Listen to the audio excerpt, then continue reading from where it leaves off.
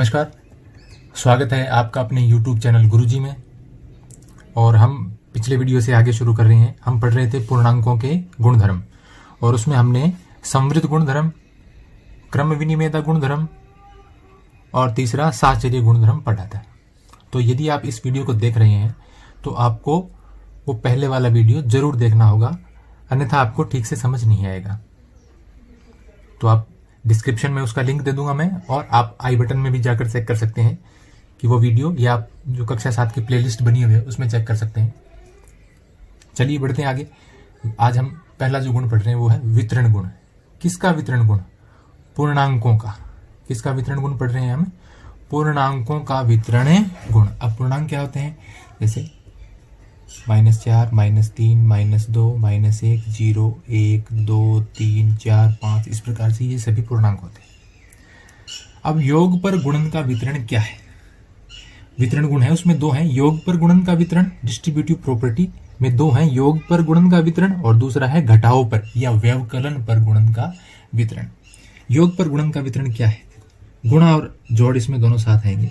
a गुणा b plus सी, B और जी का सी का जोड़ है और इसको गुणा में है ए, तो ए का वितरण हो जाएगा इस पर, यानी ए ब्रैकेट में एक पहले गुणा होगा बी से, फिर जोड़ का निशान और फिर ए गुणा होगा सी से। ये कहलाता है योग पर गुणन का वितरण। ऐसा एक उदाहरण के द्वारा आप समझ सकते हैं कि जैसे आपके पास 3 पूर्णांक हैं, जैसे मैं प्लस के लेता हूं, आप बहुत सारे उदाहरण ऐसे कर सकते हैं। जैसे 3 गुणा 2 प्लस 5, क्या आता है इसका मान? 3 गुणा, पहले ब्रैकेट सरल होगा हमेशा, ये आपको नियम ध्यान रखना है। सबसे पहले ब्रैकेट सरल करते हैं, फिर सरल करते हैं भाग का निशान, फिर करते हैं गुणा का निशान, फिर करते हैं जोड़ का निशान और फिर करते हैं घटा का निशान। तो पहले ब्रैकेट सरल करेंगे। 2 और 5 कितना होता है? 7, और 3 गुणा 7 कितना आ गया? 21। अब इन्हीं को आप ऐसे लिखो, ये a, ये b और ये c, इसके हिसाब से लिख के देखिए आप क्या आता है। a को b से गुणा, 3 को गुणा करें 2 से, फिर जोड़ का निशान, a को c से गुणा, 3 को गुणा करें 5 से, क्या आता है? पहले अब जो 2 + 3 5 नहीं होगा, यहाँ पर हमेशा ध्यान रखना, जोड़ से पहले क्या होता है? गुणा सरल होता है। गुणा से पहले भाग, भाग से पहले ब्रैकेट, ब्रैकेट से पहले एक रेखा बंद नहीं होती थी, आजकल पुस्तकों में नहीं आती वो। 3 गुणा 2 6, 3 गुणा 5 3 पंजू 15, और 6 + 15 कितने होते हैं? 21। ये भी 21, ये भी 21। तो आपको ये योग पर गुणन का वितरण आपको याद रखना है, आपके प्रश्नावली 1 में काम आएगा ये। फिर उसका अगला देखिए, घटाओ पर गुणन का वितरण। इसी प्रकार से a गुणा b माइनस सी बराबर होता है a का पहले b से गुणा, फिर घटा का निशान, a का फिर c से गुणा। ये होता है घटाओ पर गुणन का वितरण।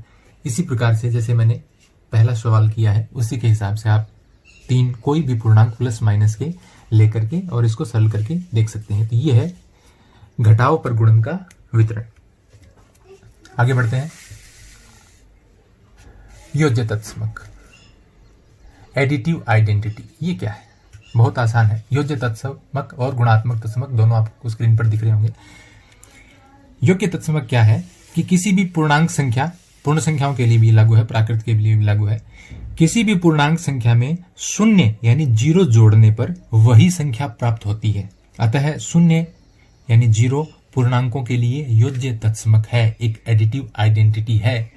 यानी अगर आप किसी भी पूर्णांक में 0 जोड़े, उदाहरण के तौर पर कोई भी पूर्णांक ले लीजिए आप, जैसे प्लस की संख्या है, माइनस की संख्या है, सभी पूर्णांक हैं, 1 2 3 4 5, -1 -2 -3 -5 10 15 सब। तो आप कोई भी पूर्णांक ले लीजिए, जैसे मैंने 7 ले लिया और उसमें 0 जोड़ दिया, क्या आएगा? 7।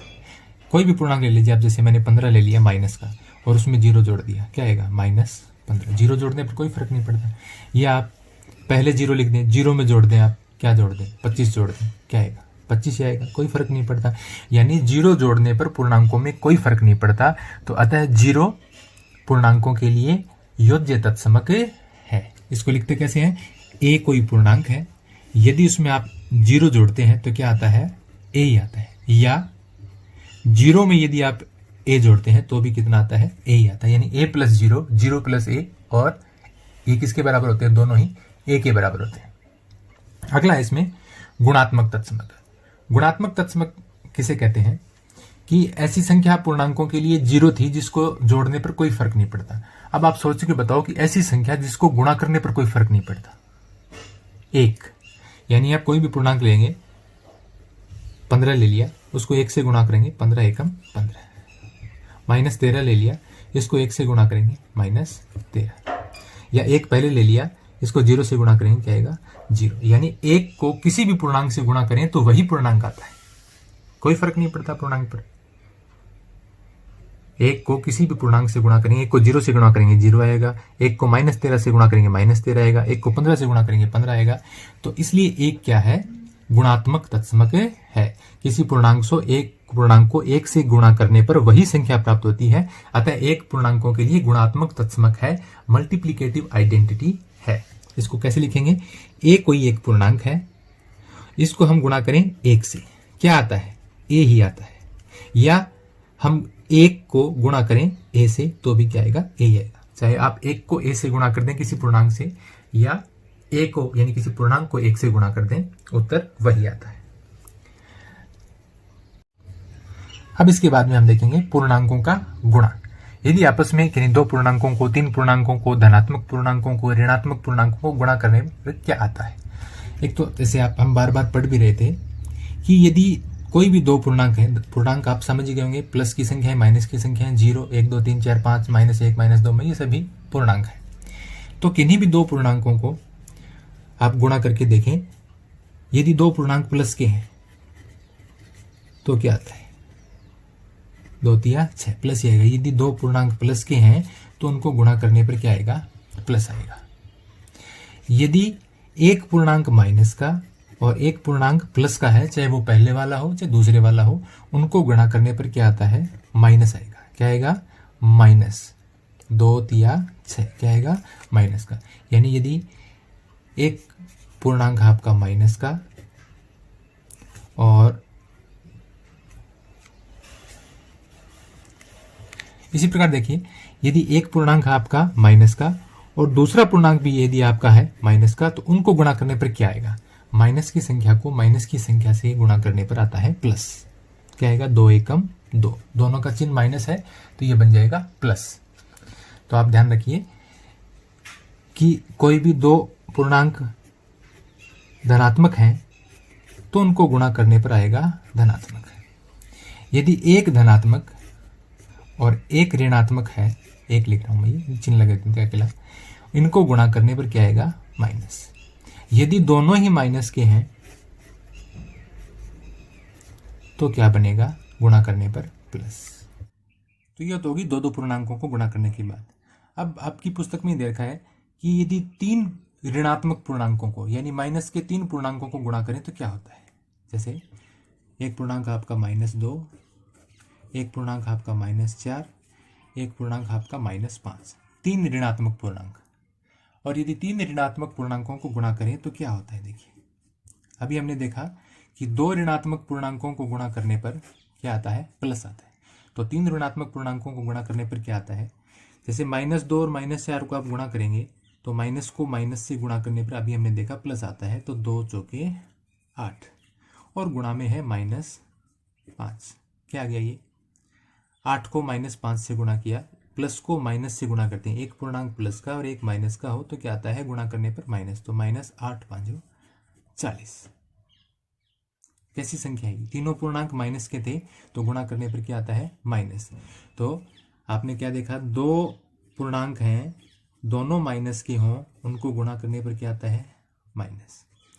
यदि 3 पूर्णांक हैं और तीनों माइनस के हों तो उनको गुणा करने पर क्या आता है, माइनस। सॉरी, 2 पूर्णांक हों उनको तो माइनस को माइनस से गुणा करने पर प्लस आता है, लेकिन यदि 3 पूर्णांक हों जो तीनों माइनस के हों तो माइनस माइनस माइनस गुणा होकर क्या बनता है, माइनस बनता है। फिर ऐसे ही आप लिख सकते हो, यदि 4 पूर्णांक हों जो माइनस के हों तो वो आपस में क्या बन जाएंगे, प्लस के। यदि 5 पूर्णांक माइनस के हों तो क्या बनेगा, माइनस। ऐसे आप करके खुद देख सकते हैं।